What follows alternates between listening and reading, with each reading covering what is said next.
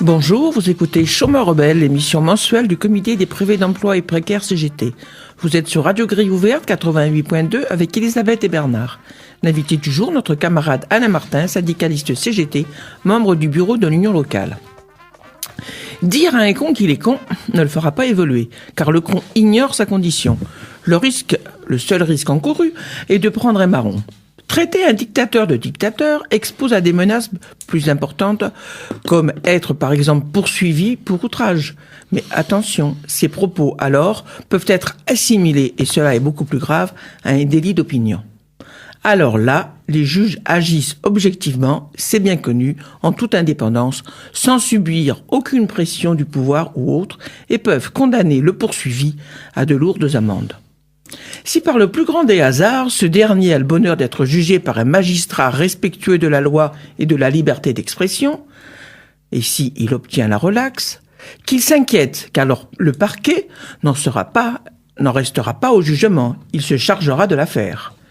Dire à un fasciste qu'il est adhérent à un parti raciste et xénophobe est condamnable par la loi, même si c'est de notoriété publique, et la justice saisie par ce dernier tranchera en sa faveur. Mais à l'inverse, se faire traiter de racaille par un élu raciste et xénophobe n'est pas condamnable par cette même justice. Bousculer quelque peu deux cadres méprisants venant annoncer la mort programmée de plusieurs milliers d'emplois est assimilé à un acte terroriste. Des images insoutenables présentées par les médias, comme bien plus violentes que l'effondrement des tours du World Trade Center, feront le tour du monde. Les CGTistes djihadistes seront poursuivis, comme il se doit, par la justice démocratique de notre pays. Les syndicalistes CGTistes, encore eux, retenant deux malheureux dirigeants pour leur demander des comptes sur la liquidation de leur entreprise, sont poursuivis par le parquet, donc par l'État, et condamnés à des prisons fermes. La liste des militants CGT harcelés par la justice est longue, très longue. Goodyear, Peugeot, Continental, EDF, Ford, Roanne, Toulon, Metz, Alès. La liste n'est pas exhaustive. À Alès, la police s'acharne encore sur des conducteurs du camion Sono, en verbalisant chaque sortie, espérant ainsi bloquer les manifestations. La répression gouvernementale et patronale ne suffira pas à briser le mouvement social. Nous résisterons et continuerons à défendre les salariés, le code du travail, les libertés. Nous nous opposerons toujours aux lois antisociales et liberticides imposées par le MEDEF et validées par les vassaux du gouvernement. La loi travail proposée par la ministre fusible El Khomri ne se discute pas, elle doit disparaître, comme en son temps le CPE, contrat pour l'emploi abrogé par la pression de la rue. Seule la rue fera entendre raison à ce gouvernement antisocial. Hier, à l'appel des organisations de la jeunesse et des syndicats, des milliers de personnes se sont rassemblées partout en France. Et ce n'est qu'un début. D'autres journées d'action et de grève sont prévues. C'est dans la rue que ça se passe. C'est par la rue que naissent les révolutions.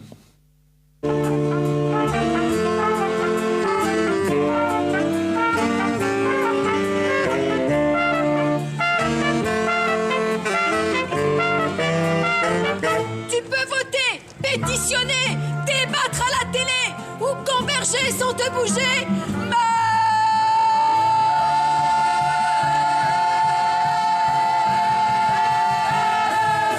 C'est dans la rue que ça se passe. C'est dans la rue que ça se passe. C'est dans la rue que ça se passe. C'est dans la rue que ça se passe. C'est dans la rue que ça se passe quand il se passe quelque chose. Dans une boîte, ça change pas grand chose. C'est dans la rue que ça se passe. Quand revient le printemps, c'est dans la rue que ça se passe. Quand on lâche nos écrans, c'est dans la rue que ça se passe. Quand s'énervent les enfants, c'est dans la rue que ça se passe. Quand les joies les parents, c'est dans la rue que ça se passe. Quand il se passe quelque chose, c'est dans la rue que ça se passe. C'est dans la rue que ça se passe. Quand il se passe quelque chose, quand il se passe quelque chose, c'est dans la c'est dans la rue que ça se passe, on va se rassembler. C'est dans la rue que ça se passe, la peur va s'en aller. C'est dans la rue que ça se passe. C'est dans la rue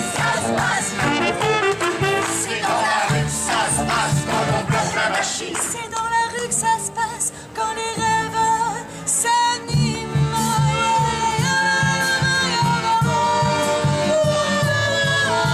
Chômeur, précaire, intermittent, intérimaire, avec ou sans papier.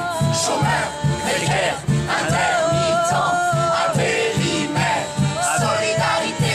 Chômeur, précaire, intermittent, intérimaire, avec ou sans papier. Chômeur, précaire, intermittent, intérimaire, solidarité. Alors demain, probablement, Bastille 2. Ça serait quand même dommage que le festival continue normalement. Prenez conscience qu'ici, c'est une mairie d'une hypocrisie incroyable. Ils sont au Parti Socialiste et ils prétendent être en lutte. Regardez la couverture de la mairie avec cette croix, symbole de la lutte des intermittents. Franchement, ils se moquent du monde. C'est incroyable. Ils sont au pouvoir et ils se critiquent eux-mêmes au pouvoir. Il faut leur montrer qu'on n'est pas dupes quand même.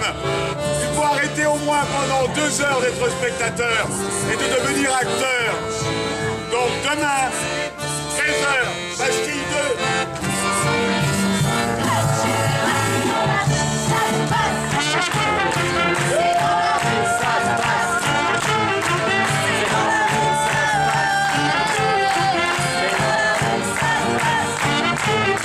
C'est dans la rue que ça se passe quand les rois sont matés. C'est dans la rue que ça se passe quand Valls se fera virer.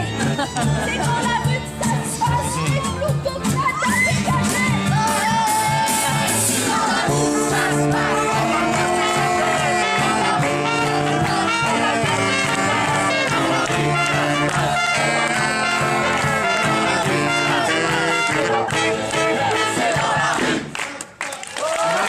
passe. C'est dans la rue que ça se passe, chanson interprétée par la compagnie Joli Môme au Festival d'Aurillac en 2014. C'est une réadaptation de celle créée pendant le conflit du CPE. Vous retrouverez le 12 juin la compagnie Joli Môme à Alès dans un spectacle en chanson à l'occasion du 35e anniversaire de la victoire des mineurs de la Drèche. Vous êtes toujours sur Radio Grille Ouverte 88.2. Vous écoutez l'émission Chômeur rebelle avec Elisabeth Bernard et notre ami et camarade Alain Martin, syndicaliste CGT, membre du bureau de l'Union locale.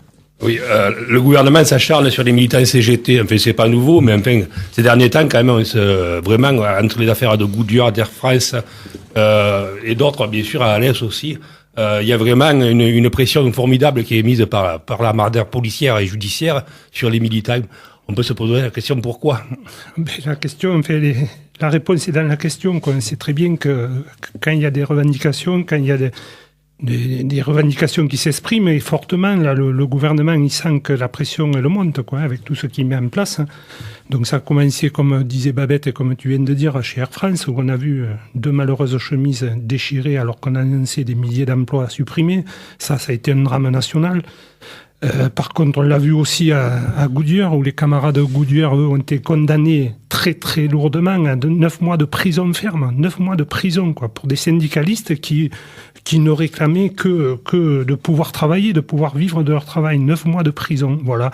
Et dans un même temps, on voit que cette même justice ne condamne pas l'ancien ministre Cahuzac, Cahuzac, lui, n'a pas été condamné.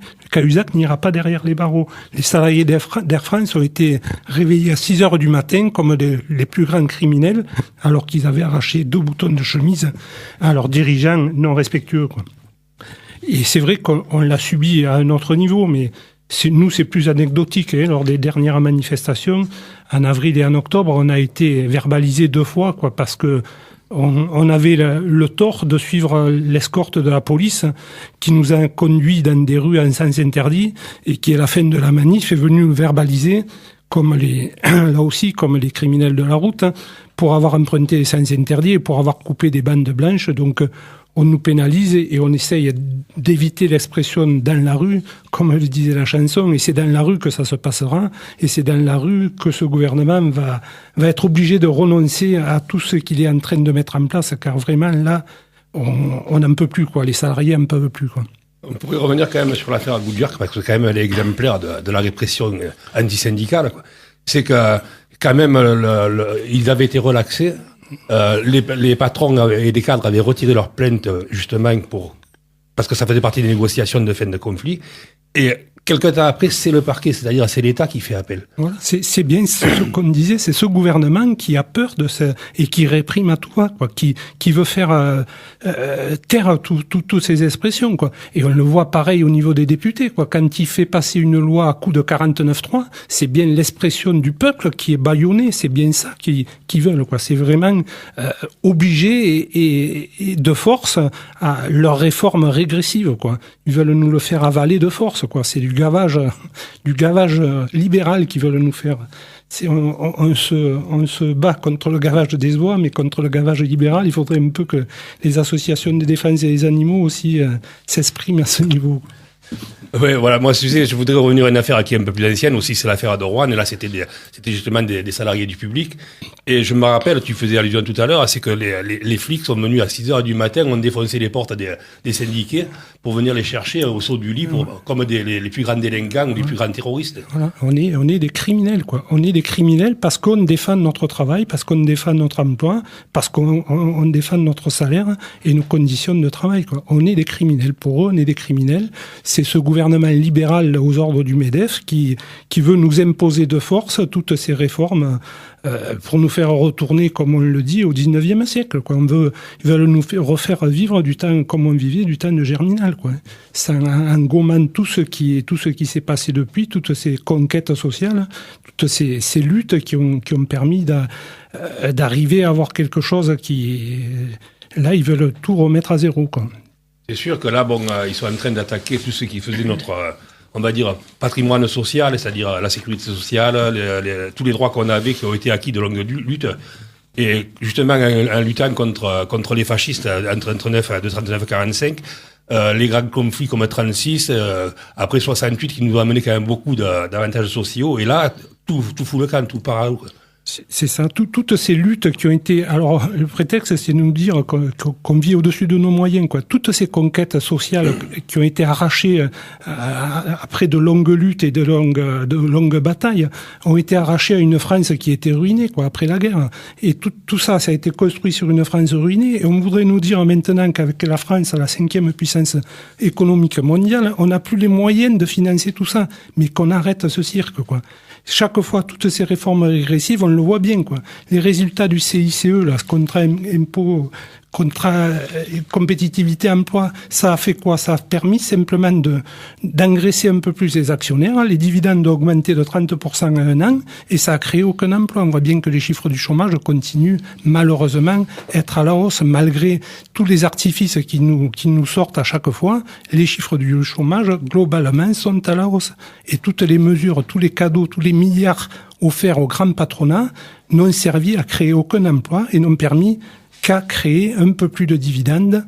Tout cet argent a été non pas mis en investissement productif, mais est allé directement en bourse à spéculer et à enrichir encore une fois les actionnaires. Valls ose dire, parce qu'il ose le dire, il a pas peur des mots, quoi, que la loi qu'il propose, la loi Cromy, là, je sais pas comment il faut dire. El Khomri. El Khomri, ouais. Je voulais pas le dire. Une El Khomri de plus. Voilà, elle est faite pour... Quand ils font cette loi, ils pensent aux chômeurs, alors qu'ils viennent justement d'attaquer la durée du temps de chômage et les indemnités de chômage. Donc il y a des contradictions permanentes dans ce gouvernement. Ils sont très vicieux et très... Parce qu'ils osent aussi dire que c'est pour encourager le dialogue social, que les négociations vont se faire au niveau de l'entreprise. Mais on comprend très bien que c'est un terme un peu barbare, l'inversion de la hiérarchie des normes. On comprend très bien que quelque chose qui va être discuté au niveau de l'entreprise n'aura pas le même impact que quelque chose qui est imposé au niveau national. Cette négociation au sein de l'entreprise sera primordiale sur une loi qui aurait été avant une négociation d'entreprise ne pouvait être que favorable à la loi. Alors que là, tout ce qui est inclus dans cette loi El Khomri, c'est que des choses qui vont permettre d'appliquer des normes inférieures à la loi et de restreindre encore plus les droits des salariés. Augmentation du temps de travail, diminution de salaire, tout pourra être discuté au niveau de l'entreprise et il n'y aura plus de loi qui déterminera un seuil minimum. Tous les seuils pourront être abaissés au bon vouloir de l'entreprise, puisque le dialogue sera tel que le patron va vous dire ou on fait comme ça, ou on baisse les salaires, ou on augmente le temps de travail, ou on en vire à 500. Voilà comment les négociations, on a vu ce qui s'est passé dernièrement chez Dunlop ou chez Smart, c'est chez Smart où on a augmenté le temps de travail, mais les salariés, ils ont voté comment? Ils ont voté en sachant que ou c'était oui, ou c'était on en vire à 500. Voilà comment les dialogues vont s'établir au niveau des entreprises. Il y a plus le garde-fou. Parce que dans les entreprises, bien évidemment, il y a le lien de subordination. Et les gens sont obligés de se plier au bon vouloir de leur employeur. Donc c'est une loi qui va fonctionner sur le chantage. Tu parlais de Smart tout à l'heure, mais on a quand même eu des exemples dans l'histoire aussi avec Moulinex ou avec Bosch où justement les gens ont accepté de travailler 39 heures à payer 35 et ça n'a pas empêché les licenciements. Ils se sont retrouvés à la porte comme tout le monde. Donc c'est vraiment, on sent bien que ces accords d'entreprise, c'est antidémocratique, puisque comme tu dis, c'est les patrons qui commandent et qui fait la pression, Et en plus, ces accords vont passer au-dessus des lois, ce qui est vachement dramatique, parce que le code du travail n'existe plus, là. Mais non, là, c'est vraiment rayé d'un trait. Alors, on nous disait qu'il était trop lourd, qu'il était trop compliqué, le code du travail. Il n'a jamais été compliqué. Il a simplement permis à tous les salariés de pouvoir avoir un socle de défense et de pouvoir être défendus en cas de conflit. On nous dit aussi que les patrons embauchent pas parce qu'ils ont peur de licencier, qu'il faut faciliter les licenciements pour créer des embauches.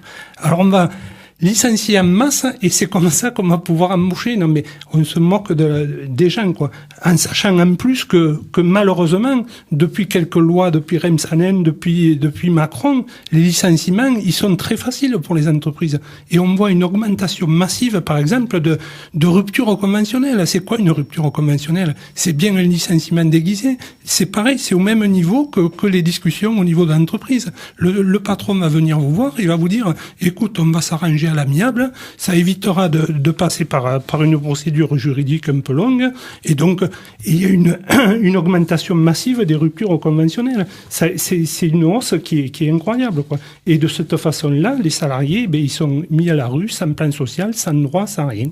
Voilà comment on négocie au sein des entreprises. Et pire encore, le salarié est quasiment obligé de demander lui-même cette rupture conventionnelle. Parce que le patron lui dit, demande-la, il vaut que ce soit toi qui le demande, c'est dans la loi. Voilà.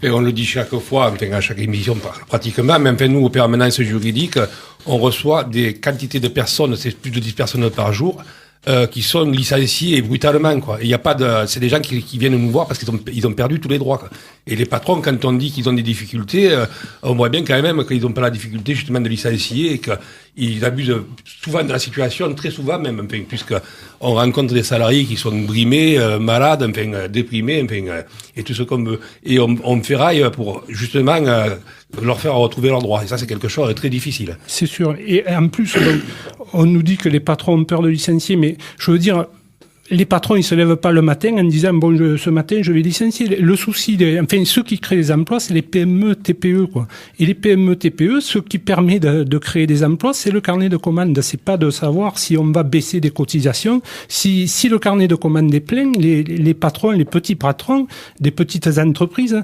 qui eux, malheureusement, ne sont pas taxés à la même hauteur que les grandes entreprises, puisque les grandes entreprises, celles de monsieur Gattas, là, les entreprises du CAC 40, elles sont taxés à 8%. Les TPE, PME sont taxés à 30%. Donc, on comprend très bien que c'est pas le même rapport et que c'est ceux qui créent des emplois, ce sont bien les TPE, PME. Et malheureusement, avec tout ce qui est mis en place, notamment par le pacte de responsabilité, qui est financé par des baisses de dotation aussi aux collectivités, les collectivités qui représentent 70% des investissements publics, c'est-à-dire ces investissements publics, c'est des travaux, c'est des routes, c'est des chantiers qui sont faits par les collectivités, c'est 10 10 milliards en moins, c'est des travaux en moins, donc c'est du travail en moins pour les TPE, PME, donc c'est des chômeurs en plus, quoi. C'est le serpent qui se mord la queue. Au lieu de financer de l'argent, de donner de l'argent directement aux grandes entreprises qui vont le placer en bourse, hein, on ferait mieux cet argent de le donner, ces 10 milliards ou 11 milliards qui ont été sucrés aux collectivités, de le donner aux collectivités qui vont investir, qui vont créer de l'emploi et qui créeront moins de soucis pour les TPE, PME qui, elles, ne penseront pas à réclamer des baisses de charges, mais qui auront un carnet de commandes plein qui leur permettra de payer comme il faut leurs salariés et de créer des emplois. Voilà. Moi, je pense que depuis qu'on subventionne ces grandes entreprises qui créent du chômage, justement, c'est que, vu que le fonctionnaire de l'argent public, il serait rentable qu'on les nationalise, quoi. Voilà, je voudrais revenir sur la mobilisation de hier. Bon, hier, c'était le début, qu'on l'a dit tout à l'heure, mais enfin, il y a quand même eu un frémissement intéressant. Il y avait du monde dans la rue, quoi. C'est ça. Globalement, en France, quand même, il semblerait qu'on ait eu près de 500 000 personnes dans les rues en France, avec un climat, notamment, enfin, chez nous à l'Est, là, c'était une pluie glaciale, et partout dans plusieurs villes de France. Donc, 500 000 personnes qui se sont retrouvées dans les rues pour dire non. Des étudiants qui commencent à se mettre dans le mouvement, des étudiants qui parlent de reconduire le mouvement. Et on parle de nouvelles journées d'action là, au niveau des étudiants, je crois le 17 et le 24 octobre prochain. Une journée encore intersyndicale le 31 mars prochain. Le mouvement, à mon avis, est enclenché. Et ce gouvernement a beau essayer de temporiser, a beau essayer de saupoudrer.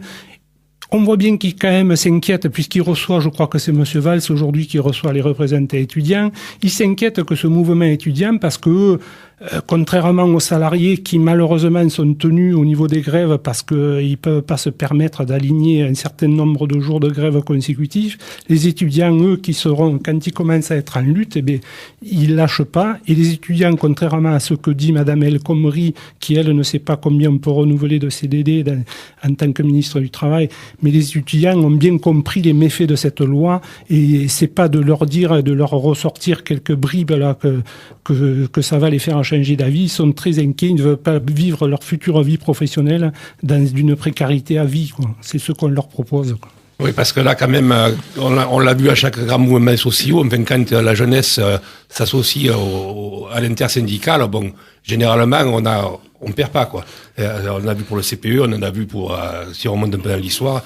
Et là, je pense que c'est ce qui fait frémir le gouvernement, parce que il se rend bien compte que la mobilisation, même s'il y a beaucoup d'enrobage sur la loi, même s'ils font semblant de reculer, même s'ils font semblant de faire des concessions, ils veulent passer en force. Voilà. C'est ça, on nous parle de concessions comme si on allait nous faire un cadeau, mais c'est des régressions massives, il n'y a pas de concessions. Quand on nous parle de taxer un peu plus les CDD, mais comme on vient de voir tout à l'heure, y compris les CDI, c'est très facile de s'en séparer. C'est pas en obligeant les gens, ou même pas en obligeant, parce que les taxations qui nous parlent, c'est des taxations, ça les empêche pas. Les CDD, malheureusement, il y en a 85% des contrats sont des emplois en CDD. C'est pas parce que il y a une légère augmentation des taxations des CDD. En plus, les intérimaires ne sont pas touchés par ces taxations. Donc, c'est pas pour ça que ça va empêcher le patronat de créer des emplois en CDD, quoi. Non, c'est sûr que la précarisation de l'emploi, elle y est, et même le CDI n'empêche rien, puisque maintenant, il y a le fameux CDI, en plus, qui permet de planifier les heures sur l'année, quoi. Donc, on se retrouve dans une précarité à fond, quoi. Et puis, comme tu dis, quoi, c'est tellement facile d'ailleurs, même souvent, des gens qui sont en CDD, le patron les fait passer en CDI pour les licencier, pour pas payer la prime de précarité. Et en plus, là, dans cette loi, il y a quand même des choses. Un licenciement illégal, on nous parle des plafonnements d'indemnités prud'homales, mais on parle de licenciement illégal, c'est-à-dire qui est pas motivé, qui est pas justifié, et on va plafonner les indemnités pour quelque chose d'illégal. C'est comme si on plafonnait, je sais pas quoi. Là, on nous dit qu'il faut supprimer le code du travail pour créer des emplois. Est-ce qu'il faut supprimer le code pénal pour supprimer des crimes? Je sais pas. C'est complètement aberrant, quoi. Là, il se trouve qu'un licenciement illégal, il y aura une indemnité prud'homale qui sera au maximum de 15 mois. Alors qu'auparavant, elles étaient calculées en fonction de l'ancienneté, en fonction de l'âge et du préjudice, quoi. Puisque c'est quelque chose, c'est une fraude, quoi. Un licenciement illégal, c'est pas quelque chose de cohérent, quoi. Voilà, pour en revenir à la mobilisation, là, bon, tout a démarré apparemment de cette fameuse pétition qui a atteint en 15 jours plus d'1 million de signatures, quoi.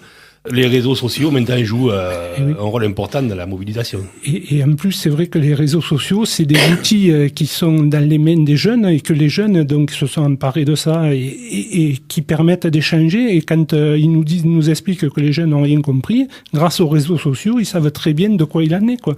Ils savent très bien dans le détail de quoi il retourne cette loi. Et effectivement, cette pétition qui est en ce moment, je crois, à plus de 1 200 000 signatures. Et il y a eu une contre-pétition qui a été aussi établie par le gouvernement, quoi, qui eux, ils en sont à 200 000, quoi. Donc il y a 1 200 000 signatures. On voit qu'il y a plus de 57%, je crois, des Français qui sont contre cette loi Macron, cette loi El Khomri, qui est encore pire que la loi Macron. Donc on voit bien qu'on est quand même dans quelque chose qui est enclenché et que ce gouvernement aura du mal à ralentir et à arrêter, quoi. Il faudra que ce gouvernement, comme les précédents par rapport au CPE, il passe et il revienne sur cette loi et qu'il la mette aux oubliettes et rapidement, quoi. Oui, je pense que grâce à ces réseaux sociaux, puis grâce aux premières manifestations qui ont rencontré un certain succès, les manifestations à venir vont seront des succès aussi. Et nous, pour la CGT, la loi est non négociable. Il faut bien que les auditeurs, et même tout le monde l'entend, on ne négociera pas cette loi, quoi. Il n'y a rien à négocier, il n'y a rien à... Tout est défavorable aux salariés, il n'y a rien à négocier. Et en plus, il n'y a aucune contrepartie, je veux dire, il n'y a rien à négocier. Et ça, le pire, c'est qu'on casse tout, mais ça ne va rien créer en tant qu'emploi, quoi. C'est complètement contre-productif. On va casser des droits sociaux, mais sans que ça serve à rien, comme ça a été également le cas pour le pacte de responsabilité ou le CICE, quoi. Je rappelle les prochaines journées d'action, le 17, le 24 et le 31 mars. Restons mobilisés, ensemble nous luttons, ensemble nous gagnerons. Vous pouvez rejoindre le comité chômeurs rebelles à l'Union locale CGT 7 place Georges Dupuis à Alès ou par téléphone au 04 66 30 04 57. Permanence juridique chaque jour de 9h à midi, de 14h à 17h. Merci Radio Grille Ouverte, merci Alain, merci Cathy, à bientôt dans la rue et dans les luttes.